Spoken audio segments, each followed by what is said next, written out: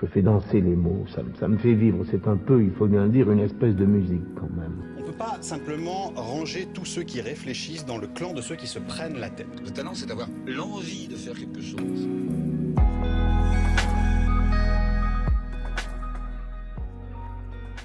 Salut, bienvenue sur le Jardin des Pensées. Dans ce podcast, on va essayer de planter des graines de réflexion et voir ce que ça peut donner derrière, en espérant que ça fasse pousser de jolies fleurs. Je m'appelle David et je vais vous lire quelques passages d'un livre que j'ai beaucoup aimé, Fahrenheit 451, écrit par Ray Bradbury en 1953. C'est parti. Oh, on se passe fort bien de moi. Je suis insociable, paraît-il. Je ne m'intègre pas. C'est vraiment bizarre. Je suis très sociable, au contraire. Mais tout dépend de ce qu'on entend par sociable, n'est-ce pas? Pour moi, ça veut dire parler des choses et d'autres comme maintenant. Elle fit s'entrechoquer quelques marrons tombés de l'arbre qui se dressait sur l'esplanade. Ou de tout ce que ce monde a d'étrange. C'est bien de se trouver en compagnie.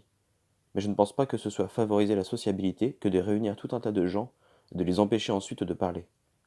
1 heure de téléclasse, 1 heure de basket, de baseball ou de course à pied. Encore 1 heure à copier de l'histoire ou à peindre. Et encore du sport. Mais vous savez, on ne pose jamais de questions. En tout cas, la plupart d'entre nous. Les réponses arrivent toutes seules. Bing, bing, bing. Et on reste assis 4 heures de plus à subir le téléprof. Ce n'est pas ma conception de la sociabilité. On n'a là que des entonnoirs dans lesquels on verse de l'eau, dont on voudrait nous faire croire que c'est du vin, quand elle ressort par le petit bout. On nous abrutit tellement qu'à la fin de la journée, on n'a plus qu'une envie, se coucher ou aller dans un parc d'attractions, bousculer les gens, casser des carreaux à l'éclateur de vitres ou démolir des bagnoles à l'écrabouilleur de voitures avec la grosse boule en acier. Ou encore sortir en voiture et foncer dans la rue en rasant les lampadaires et en jouant au premier qui se dégonfle et à cogne un joli verre. Au fond, je dois être ce qu'on m'accuse d'être. Je n'ai pas d'amis. C'est censé prouver que je suis anormal. Mais tous les gens que je connais passent leur temps à brailler, à danser comme des sauvages ou à se taper dessus. Vous avez remarqué à quel point les gens se font du mal aujourd'hui ?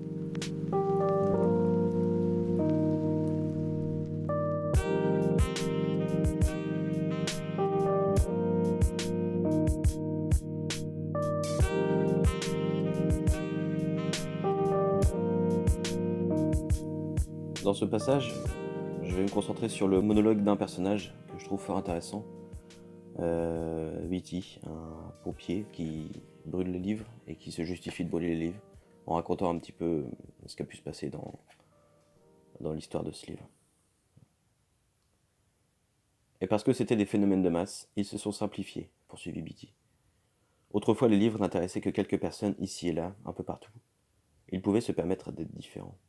Le monde était vaste, mais le voilà qui se remplit d'yeux, de coudes, de bouches, et la population de doubler, tripler, quadrupler. Le cinéma et la radio, les magazines, les livres se sont nivelés par le bas, normalisés en une vaste soupe. Vous me suivez? Imaginez le tableau, l'homme du 19e siècle, avec ses chevaux, ses chiens, ses charrettes, un film au ralenti. Puis au 20e siècle, on passe en accéléré. Livres raccourcis, condensés, digestes, abrégés. Tout est réduit au gag, à la chute. Les classiques ramenés à des émissions de radio d'1 quart d'heure, puis coupés de nouveau pour tenir en un compte-rendu de 2 minutes, avant de finir en un résumé de dictionnaire de 10 à 12 lignes. J'exagère bien sûr, les dictionnaires servaient de référence. Mais pour bien des gens, Hamlet n'était qu'un digeste d'une page dans un livre proclamant « Enfin, tous les classiques à votre portée. Ne soyez plus en reste avec vos voisins. » Vous voyez ? De la maternelle à l'université et retour à la maternelle. Vous avez là le parcours intellectuel des 5 derniers siècles, ou à peu près. Accélérez encore le film, Montag. Clic, ça y est. Allez, on ouvre l'œil, vite, ça défile, ici, là, au trot, au galop, en haut, en bas, dedans, dehors, pourquoi, comment, qui, quoi, où, hein, et bang, paf, vlan, bing, bong, boum. Condensé de condensé. Condensé de condensé de condensé. La politique ? 1 colonne, 2 phrases, un gros titre. Et tout se volatilise. La tête finit par vous tourner à un tel rythme sous le matraquage des éditeurs, diffuseurs, présentateurs, que la force centrifuge fait s'envoler toute pensée inutile, donc toute perte de temps. La scolarité est écourtée. La discipline se relâche. La philosophie, l'histoire, les langues sont abandonnées. L'anglais et l'orthographe de plus en plus négligés, et finalement presque ignorés. On vit dans l'immédiat, seul le travail compte. Le plaisir, c'est pour après. Pourquoi apprendre quoi que ce soit quand il suffit d'appuyer sur des boutons, de faire fonctionner des commutateurs, de serrer des vis et des écrous? Videz les salles de spectacle pour n'y laisser que les clowns et garnissez les pièces de mur en verre ruisselantes de jolies couleurs genre confetti, sang, xérès ou sauterne. Vous aimez le baseball, n'est-ce pas, Montag? Vous aimez le bowling, n'est-ce pas, Montag? Oui. Et le golf? C'est un beau sport. Le basketball? Aussi. Le billard, le football? De beaux sports, tous. Davantage de sport pour chacun, esprit d'équipe, tout ça dans la bonne humeur et on n'a plus besoin de penser, non? Organisé et organisé. Et super organisé de super super sport. Encore plus de dessins humoristiques, plus d'images. L'esprit absorbe de moins en moins. Impatience. Autoroute débordante de foules qui vont quelque part, on ne sait où, nulle part. L'exode au volant. Les villes se transforment en motels, les gens en marées de nomades commandés par la lune, couchant ce soir dans la chambre où vous dormiez à midi et moi la veille. À présent, prenons les minorités dans notre civilisation, d'accord? Plus la population est grande, plus les minorités sont nombreuses. N'allons surtout pas marcher sur les pieds des amis des chiens, amis des chats, docteurs, avocats, commerçants, patrons, mormons, baptistes, unitariens, chinois de la seconde génération, suédois, italiens, allemands, texans, habitants de Brooklyn, et irlandais natifs de l'Oregon ou de Mexico. Les personnages de tels livres, tels dramatiques, telles séries télévisées n'entretiennent aucune ressemblance intentionnelle avec des peintres, cartographes, mécaniciens existants. Plus vaste est le marché, Montag, moins vous tenez aux controverses, souvenez-vous de ça. Souvenez-vous de toutes les minorités, aussi minimes soient-elles, qui doivent garder le nombril propre. Auteurs pleins de pensées mauvaises, bloquez vos machines à écrire. Ils l'ont fait. Les magazines sont devenus un aimable salmigondi de tapioca à la vanille. Les livres, à en croire ces fichus snobs de critiques, n'étaient que de l'eau de vaisselle. Pas étonnant que les livres aient cessé de se vendre, disait-il. Mais le public, sachant ce qu'il voulait, tout à la joie de virevolter, a laissé survivre les bandes dessinées. Et les revues érotiques en 3 dimensions, naturellement. Et voilà, Montag, tout ça n'est pas venu d'en haut. Il n'y a pas eu de décret, de déclaration, de censure au départ, non. La technologie, l'exploitation de masse, la pression des minorités et le tour était déjoué, Dieu merci. Aujourd'hui, grâce à eux, vous pouvez vivre constamment dans le bonheur. Vous avez le droit de lire des bandes dessinées, les bonnes vieilles confessions ou les revues économiques. Le système scolaire produisant de plus en plus de coureurs, de sauteurs, pilotes de course, bricoleurs, escamoteurs, aviateurs, nageurs, au lieu de chercheurs, de critiques, de savants, de créateurs, le mot intellectuel est bien entendu devenu l'injure qu'il méritait d'être. On a toujours peur de l'inconnu. Vous vous rappelez sûrement le gosse qui, dans votre classe, était exceptionnellement brillant, savait toujours bien ses leçons et répondait toujours le premier, tandis que les autres, assis là comme autant de potiches, le haïssaient. Et n'était-ce pas ce brillant sujet que vous choisissiez à la sortie pour vos brimades et vos tortures? Bien sûr que si. On doit tous être pareils. Nous ne naissons pas libres et égaux comme le programme la Constitution. On nous rend égaux. Chaque homme doit être l'image de l'autre, comme ça tout le monde est content. Plus de montagnes pour les intimider, leur donner un point de comparaison. Conclusion, un livre est un fusil chargé dans la maison d'à côté. Brûlons-le. Déchargeons l'arme, battons en brèche l'esprit humain. Qui sait qui pourra être la cible de l'homme cultivé? Moi, je ne le supporterai pas une minute. Ainsi, quand les maisons ont été enfin totalement inifugées dans le monde entier, les pompiers à l'ancienne sont devenus obsolètes. Ils se sont vus assigner une tâche nouvelle, la protection de la paix de l'esprit. Ils sont devenus le centre de notre crainte, aussi compréhensible que légitime d'être inférieur. Censeur, juge et bourreau officiel. Voilà ce que vous êtes, Montag, et voilà ce que je suis. Il faut que vous compreniez que notre civilisation est si vaste que nous ne pouvons nous permettre d'inquiéter et de déranger nos minorités. Posez-vous la question. Qu'est-ce que nous désirons par-dessus tout dans ce pays? Les gens veulent être heureux, d'accord? N'avez-vous pas entendu cette chanson toute votre vie? Je veux être heureux, disent les gens. Eh bien, ne le sont-ils pas? Ne veillons-nous pas à ce qu'ils soient toujours en mouvement, à ce qu'ils aient des distractions? Nous ne vivons que pour ça, non? Pour le plaisir, l'excitation. Et vous devez admettre que notre culture nous fournit tout ça à foison. Les Noirs n'aiment pas Little Black Sambo, brûlons-le. La casse de l'oncle Tom met les Blancs mal à l'aise, brûlons-le. Quelqu'un a écrit un livre sur le tabac et le cancer des poumons, les fumeurs pleurnichent, brûlons le livre. La sérénité, Montag, la paix, Montag. À la porte les querelles, ou mieux encore dans l'incinérateur. Les enterrements sont tristes et païens, éliminons-les également. 5 minutes après sa mort, une personne est en route vers la grande cheminée, les incinérateurs desservis par hélicoptère dans tout le pays. 10 minutes après sa mort, l'homme n'est plus qu'un grain de poussière noire. N'épilonguons pas sur les individus à coups de mémoriam. Oublions-les, brûlons tout. Le feu est clair, le feu est propre. Si vous ne voulez pas qu'un homme se rende malheureux avec la politique, n'allez pas lui casser la tête en lui proposant 2 points de vue sur une question. Proposez-lui-en qu'un seul. Mieux encore, ne lui en proposez aucun. Qu'il oublie jusqu'à l'existence de la guerre. Si le gouvernement est inefficace, pesant ou gourmand en matière d'impôts, cela vaut mieux que d'embêter les gens avec ça. La paix, Montag. Proposez des concours où l'on gagne en se souvenant des paroles de quelques chansons populaires, du nom de la capitale de tel ou tel État, ou de la quantité de maïs récolté dans l'Iowa l'année précédente. Bourrez les gens de données incombustibles, gorgez-les de faits, qu'ils se sentent gavés mais absolument brillants côté information. Ils auront alors l'impression de penser, et ils auront le sentiment de mouvement tout en faisant du surplace. Et ils seront heureux parce que de tels faits ne changent pas. Ne les engagez pas sur des terrains glissants comme la philosophie ou la sociologie pour relier les choses entre elles. C'est la porte ouverte à la mélancolie. Tout homme capable de démonter un tel écran mural et de le remonter, et la plupart des hommes en seront aujourd'hui capables, est plus heureux que celui qui essaie de jouer de la règle à calcul, de mesurer et de mettre le niveau en équation, ce qui ne peut se faire sans que l'homme soit sente solitaire et ravalé au rang de la bête. Je le sais, j'ai essayé. Au diable tout ça. Alors place aux clubs et aux soirées entre amis, aux acrobates et aux prestidigitateurs, aux casse-cou, jet-car, motogir, au sexe et à l'héroïne, à tous ceux qui ne supposent que des réflexes automatiques. Si la pièce est mauvaise, si le film ne raconte rien, si la représentation est dépourvue d'intérêt, collez-moi une dose massive de thérémine. Je me croirais sensible au spectacle alors qu'il ne s'agira que d'une réaction tactile aux vibrations. Mais je m'en fiche, tout ce que je réclame, c'est de la distraction.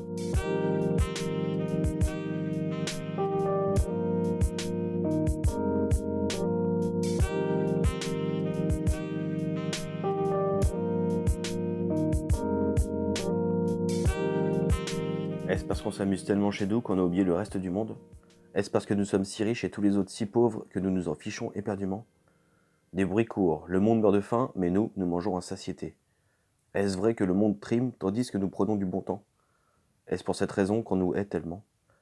J'ai entendu les bruits qui courent là-dessus aussi de temps en temps depuis des années et des années. Sais-tu pourquoi? Moi pas, ça c'est sûr. Peut-être que les livres peuvent nous sortir un peu de cette caverne. Peut-être y a-t-il une chance qu'ils nous empêchent de commettre les mêmes erreurs insensées. Ces pauvres crétins dans ton salon, je ne les entends jamais en parler.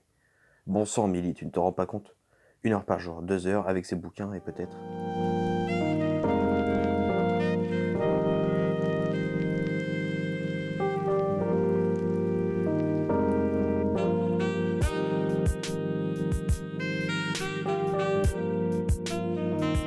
Oh, mais nous avons plein de temps libre. Du temps libre, oui, mais du temps pour réfléchir? Si vous ne conduisez pas à 150 à l'heure, une vitesse à laquelle vous ne pouvez penser à rien d'autre qu'au danger, vous jouez à je ne sais quoi ou restez assis dans une pièce où il vous est impossible de discuter avec les 4 murs du téléviseur. Pourquoi? Le téléviseur est réel. Il est là, il a de la dimension. Il vous dit quoi penser, vous le hurle à la figure. Il doit avoir raison, tant il paraît avoir raison. Il vous précipite si vite vers ses propres conclusions que votre esprit n'a pas le temps de se récrier, quelle idiotie. Sauf que la famille, ce sont des gens. Je vous demande pardon. Ma femme dit que les livres ne sont pas réels. Dieu merci, vous pouvez les refermer et dire « pousse ». Vous jouez au Dieu en la circonstance. Mais qui s'est jamais arraché aux griffes qui vous en sert quand on sème une graine dans un salon télé? Celui-ci vous façonne à son gré. Il constitue un environnement aussi réel que le monde. Il est la vérité. On peut rabattre son caquet à un livre par la raison. Mais en dépit de tout mon savoir et de tout mon scepticisme, je n'ai jamais été capable de discuter avec un orchestre symphonique de 100 instruments, en technicolor et 3 dimensions, dans un de ces incroyables salons dont on fait partie intégrante. Comme vous pouvez le constater, mon salon n'est fait que de 4 murs de plâtre. Et tenez, il brandit 2 petits bouchons en caoutchouc. Pour mes oreilles quand je prends le métro express.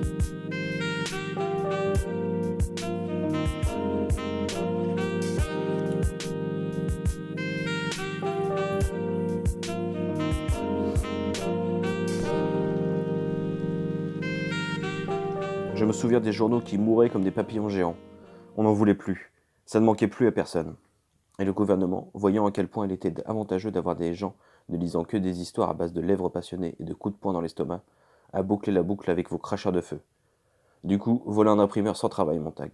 On pourrait commencer par quelques livres, attendre que la guerre disloque le système et nous donne le coup de pouce dont nous avons besoin. Quelques bombes et dans les murs de toutes les maisons, comme autant de rats en costume d'arlequin, les familles se tairont. Nos silences, nos apartés auront quelque chance d'être entendus.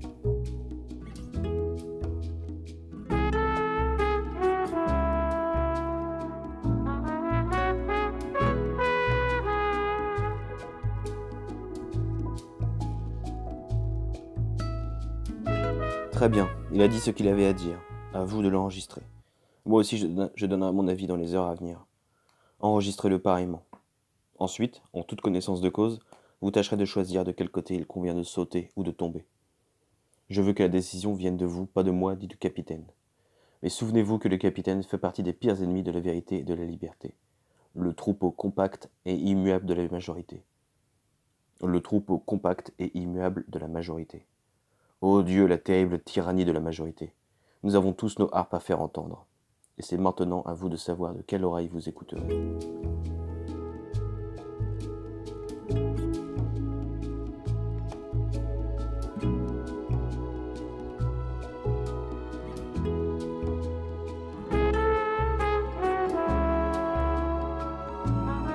Je n'étais encore qu'un gamin quand mon grand-père est mort.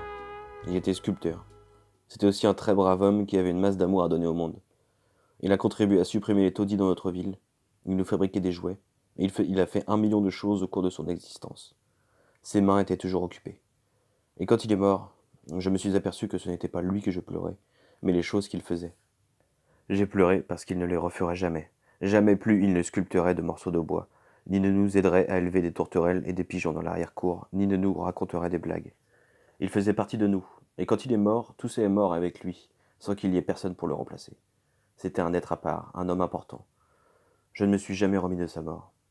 Souvent je me dis, quelles merveilleuses sculptures n'ont jamais vu le jour parce qu'il est mort. De combien de bonnes blagues le monde est privé, et combien de pigeons voyageurs ne connaîtront jamais le contact de ses mains. Il façonnait le monde, il le modifiait. Le monde a été refait de 10 millions de belles actions, la nuit où il est mort.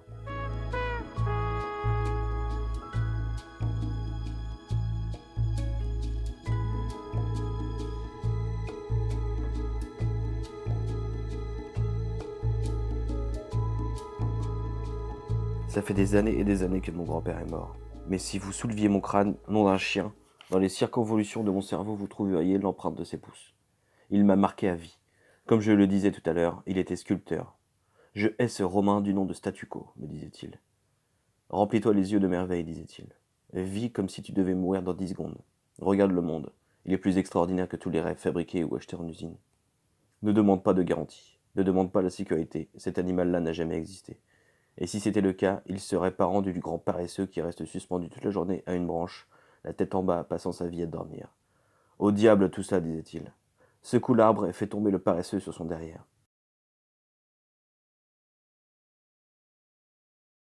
Voilà, j'espère que ces passages vous ont inspiré, comme ils m'ont inspiré moi aussi. Lisez.